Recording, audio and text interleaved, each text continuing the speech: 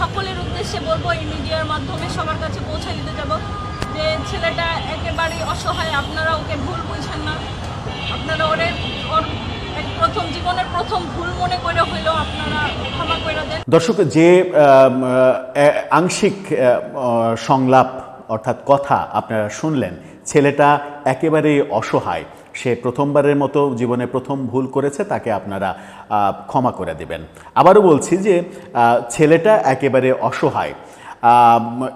এই মন্তব্যটা গতকালকে সংবাদ সম্মেলনে জানে আলম অপু, যাকে নিয়ে চাঞ্চল্যের সৃষ্টি হয়েছে, 35 মিনিটের ভিডিও, এবং সেই ভিডিওতে আসিফ মাহমুদ সজীব ভুঁইয়া, হান্নান মাসুদ সহ এনসিপির শীর্ষ নেতাদের সংযোগ রয়েছে বিভিন্ন চাঁদাবাজিতে, এবং রিয়াদের উত্থানের পেছনে তারা অনেক বড় ভূমিকা পালন করেছে। এই অভিযোগের পরে হঠাৎ করেই দৃশ্যপটে হাজির হয়েছিলেন গতকালকে জানে আলম অপুর স্ত্রী, এবং তাকে প্রেস ক্লাবে নিয়ে এসে সংবাদ সম্মেলন করা হলো।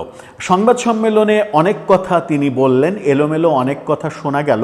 তার মাঝে এইটা একটা বাক্য যেখানে তিনি বলছেন ছেলেটা অনেক অসহায়। সেটা নিয়েই, মানে একজন স্ত্রী তার স্বামী সম্পর্কে বলছে ছেলেটা একেবারে অসহায়, এটা নিয়ে সামাজিক যোগাযোগ মাধ্যমে তোলপাড় শুরু হয়েছে এবং প্রশ্ন উত্থাপিত হচ্ছে বিভিন্ন দিকে যে এই মহিলা কি জানে আলম অপুর স্ত্রী নাকি অন্য কেউ? বোরখা পরিয়ে যাকে সাজিয়ে সংবাদ সম্মেলনে মুখস্থ স্ক্রিপ্টের বয়ান দেওয়ার জন্য আনা হয়েছে, যিনি নিজের স্বামীকে ছেলেটা অনেক অসহায় বলছেন, একটু ব্যাখ্যা করে বোঝার চেষ্টা করব। সাথে তার সংবাদ সম্মেলনের প্রেক্ষাপটে কি কি ঘটছে সেগুলো নিয়ে আলোচনা করবে। এই ভিডিওতে থাকবেন পলিটিক্স টিভির নিয়মিত আয়োজনে।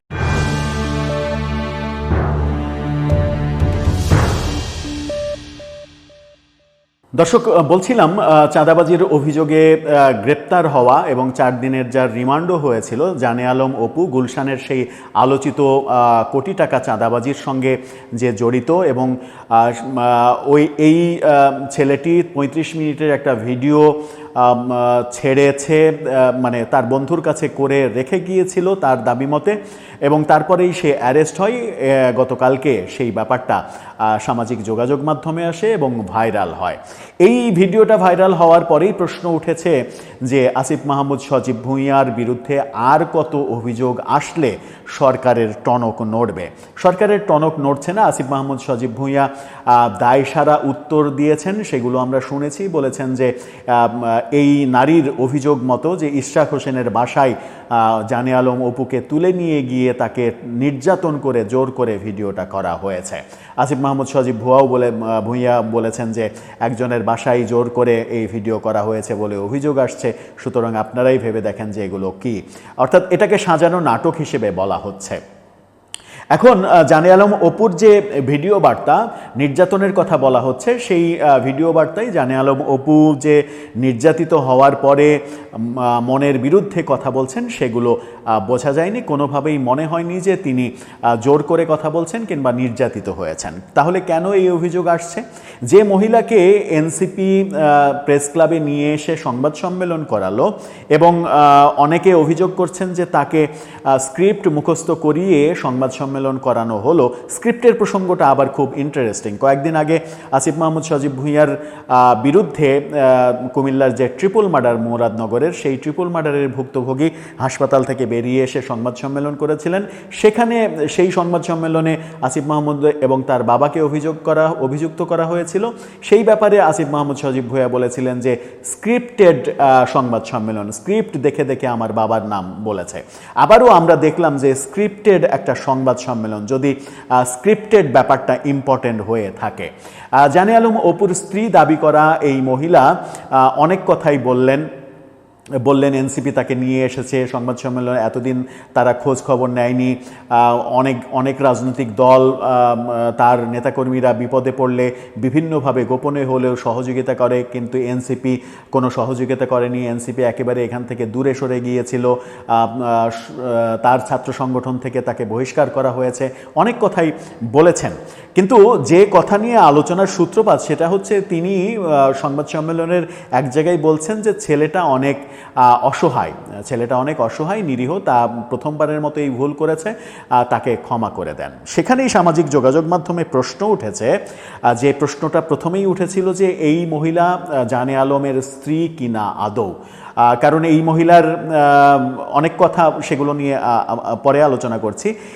একজন স্ত্রী তার স্বামীকে ছেলেটা অনেক অসহায়, ছেলেটা এই শব্দটা প্রয়োগ করে কিনা। সাধারণত বাঙালি সমাজে স্ত্রীরা তার স্বামীদেরকে ওগো, তিনি, উনি এভাবে সম্বোধন করে। যদি একেবারে ওভার স্মার্ট পরিবার না হয়, ওভার স্মার্ট পরিবার হলে নাম ধরে সম্বোধন করে। নতুবা মধ্যবিত্ত ফ্যামিলির বেশিরভাগই মধ্যবিত্ত, নিম্নমধ্যবিত্ত, নিম্নবিত্ত সব ফ্যামিলির স্ত্রীরাই তার স্বামীকে উনি, তিনি, ওগো এই জাতীয় শব্দ প্রয়োগ করে সম্বোধন করে। কারণ তাদের মধ্যে একটা, নারীরা মনে করে স্বামী একটা শ্রদ্ধার বস্তু, শ্রদ্ধার জিনিস, ধর্মীয় দিক থেকেও সেটাই, সেই কারণেই এটা করা হয়। কিংবা অমুকের বাপ, তমুকের বাপ এভাবে সম্বোধন করা হয়। সাধারণত আমাদের সমাজে স্ত্রীরা স্বামীদের চাইতে বয়সে ছোট হয়।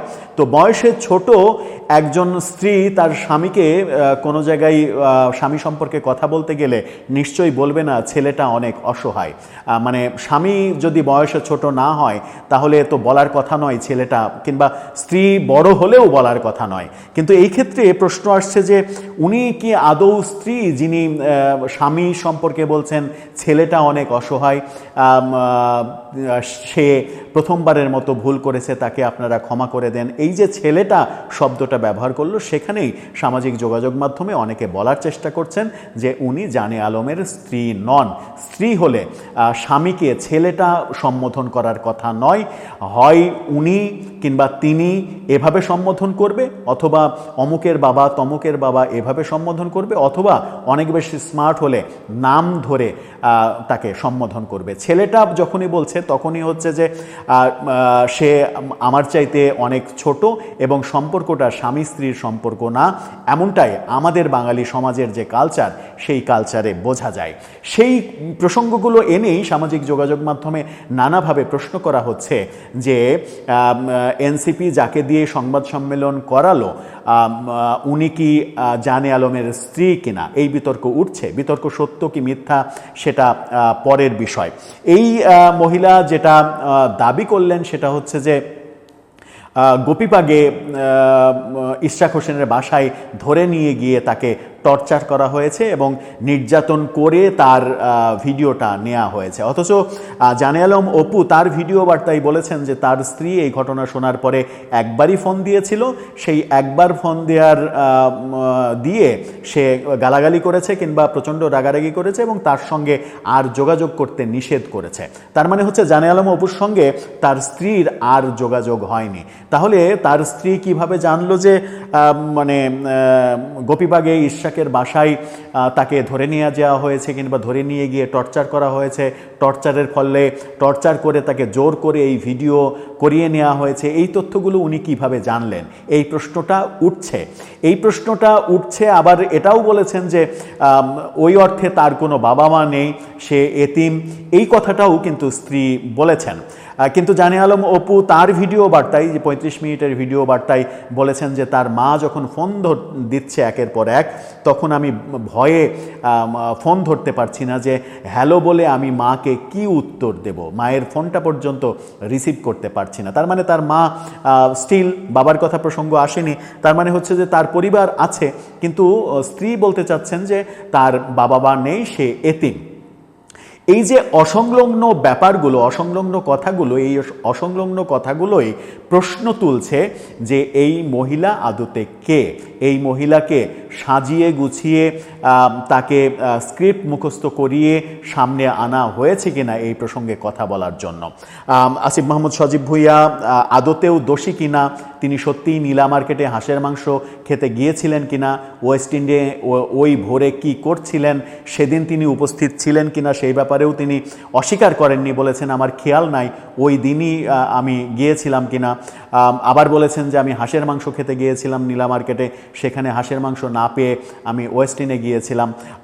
ওয়েস্টিনে তিনি ভোরবেলায় যাচ্ছেন, ওয়েস্টিনে ভোরবেলায় তার জন্য কে খাবার রান্না করে রাখে, কিংবা ওয়েস্টিনে ভোরবেলায় খাবার পরিবেশন করা হয় কিনা সেটাও একটা বড় বিষয়, কারণ ওয়েস্টিন তো রেস্টুরেন্ট না, আবাসিক হোটেল। তো আবাসিক হোটেলের তো খাবার একটা নির্দিষ্ট টাইম রয়েছে এবং নির্দিষ্ট টাইমেই সেখানে বুফে খাবার সার্ভ করা হয় কিংবা রুমে খাবার সার্ভ করা হয়, এই ব্যাপারগুলো জানি। আবার ওয়েস্টিনে একবেলা খেতে কত টাকা লাগে সেই হিসাবও অনেকে করছেন, যে 5 স্টার হোটেলে নিয়মিতই যান নীলা মার্কেটে হাঁসের মাংস না পেলে সেই অর্থের যোগান কারা দিচ্ছেন, কোত্থেকে আসছে, এই এত প্রশ্নের সমাধান আসছে না। বিএনপির পক্ষ থেকে এক ধরনের নতজানু সুরে বলা হয়েছে যে উপদেষ্টারা দুর্নীতির সঙ্গে জড়িত কিনা এই ব্যাপারে মানে সরকারের পরিষ্কার করা উচিত।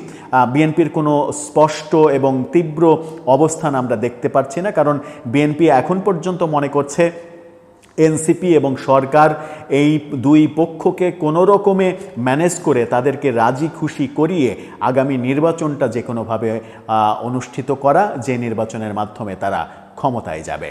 শেষ পর্যন্ত বাংলাদেশের রাজনীতি ওই একটা সূত্রেই গাথা, ক্ষমতার রাজনীতি। যে কোনো মূল্যে সবাই ক্ষমতায় যেতে চায়, কিন্তু যে ঘটমান বিষয়, চলমান বিষয়, সেই চলমান বিষয়ে যে ভূমিকা রাখতে হয় এবং রাজনীতিবিদ, বড় রাজনৈতিক দলগুলোকে আরও বেশি কঠিন ভূমিকা পালন করতে হয়, সেই ব্যাপারগুলো পরিবর্তিত পরিস্থিতিতে যখন আমরা নতুন বন্দোবস্ত কিংবা নতুন কালচারের কথা বলছি তখনও এসে পাচ্ছি না। তার কারণ কি?